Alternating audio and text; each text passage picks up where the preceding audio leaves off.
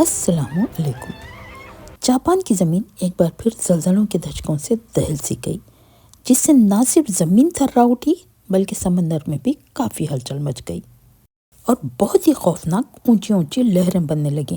اسی کے ساتھ سونامی الرٹ بھی جاری کر دیا گیا، اور جب پتہ چلا کہ ان لہروں کی شدت اتنی نہیں جس سے کہ سونامی آ سکے، تب وارننگ الرٹ بھی واپس لے لیا گیا۔ بہرحال یہ سونامی آخر ہوتی کیا ہے، یہ کب اور کیسے بنتی ہے، اسے ہم سورہ الزلزال کے ورڈز 1 to 2 سے سمجھیں گے۔ اس کا ترجمہ کچھ اس طرح ہے کہ زمین پوری شدت کے ساتھ ہلا ڈالے جائے گی اور زمین اپنے بوجھ باہر نکال پھینکے گی۔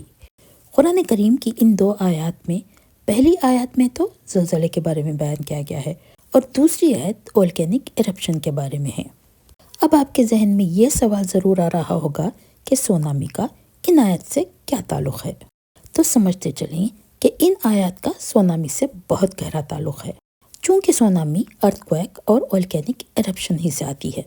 دنیا میں چند ایک ایسے مقامات ہیں جہاں پر زلزلوں کا آنا ایک عام سی بات ہے، لیکن جاپان ایک ایسا ملک ہے جہاں پر بہت زائد زلزلے آتے ہیں۔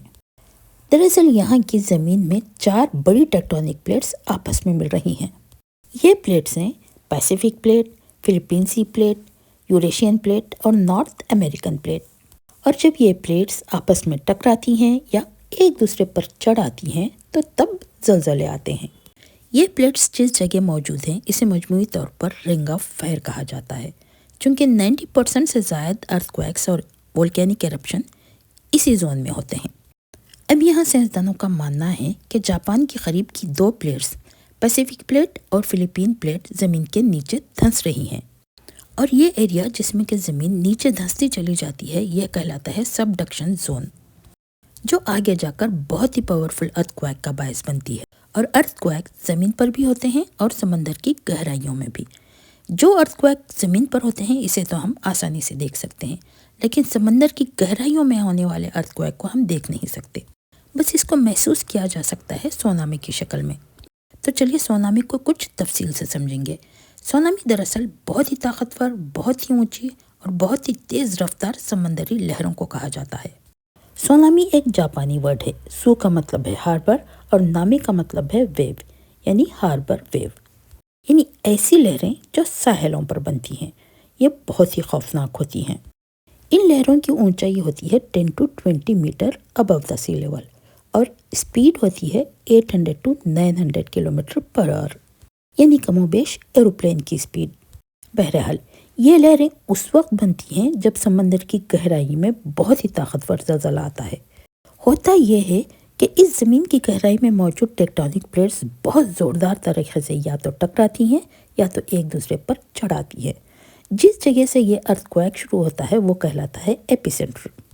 ایسے میں سمندر کا پانی وہ نہیں ہوتا جسے ہم دیکھتے ہیں، یہاں پر کچھ عجیب سی ہلچل مچی ہوتی ہے۔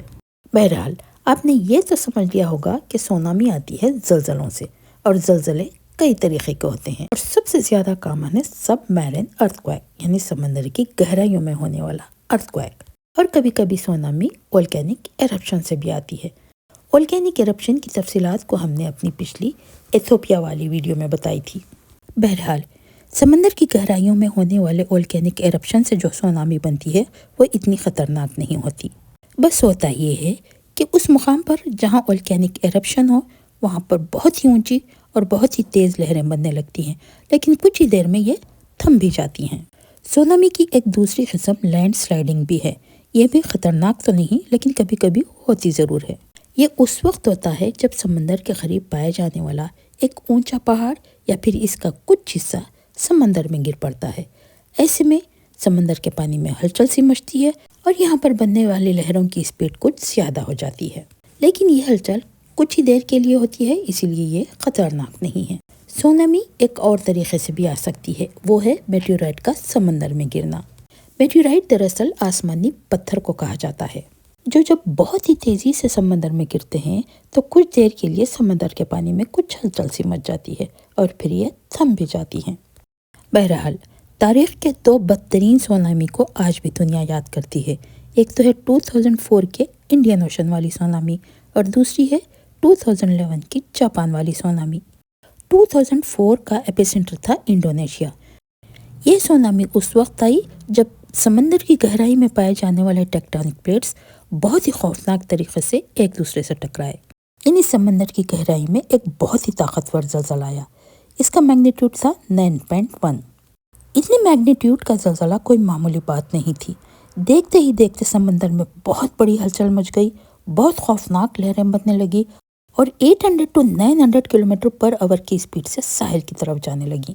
और सिर्फ चंद ही मिनटों में अतराफ के बहुत सारे ममालिक मुतासिर हुए, ख़ास तौर पर Indonesia, Sri Lanka, Maldives, Thailand, Somalia और इंडिया के कुछ इलाके जैसे तमिलनाडु, इंडोबार और निकोबार काफ़ी मुतासिर हुए।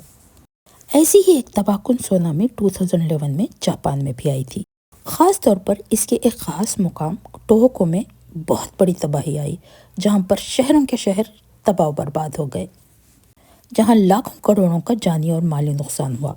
बहरहाल ये खौफनाक सुनामी हम इंसानों को दरअसल ये सबक देती हैं कि अल्लाह रब्बुल इज़्ज़त की कुदरत के आगे हम इंसान कितने बेबस और मजबूर हैं, क्योंकि दुनिया की कोई ताकत ऐसी नहीं जो इस किस्म के सुनामी को रोक सके, और ना ही कोई ऐसी टेक्नोलॉजी है जिसे इस खतरे से बचा जा सके। हाँ, सुनामी अलर्ट जारी करके कुछ प्रिकॉशनरी मेजर्स तो लिए जा सकते हैं, लेकिन सुनामी कब आएगा और कैसे आएगा ये किसी को नहीं पता।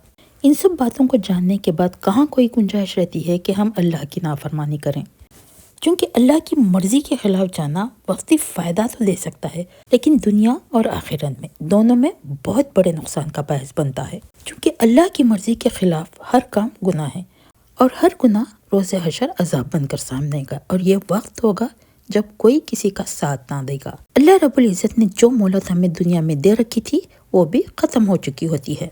अल्लाह से दुआ है कि वो हमें अपना फर्माबरदार बनाए। इसी के साथ इजाज़त, मिलते हैं किसी और वीडियो में, तब तक के लिए अल्लाह हाफिज़।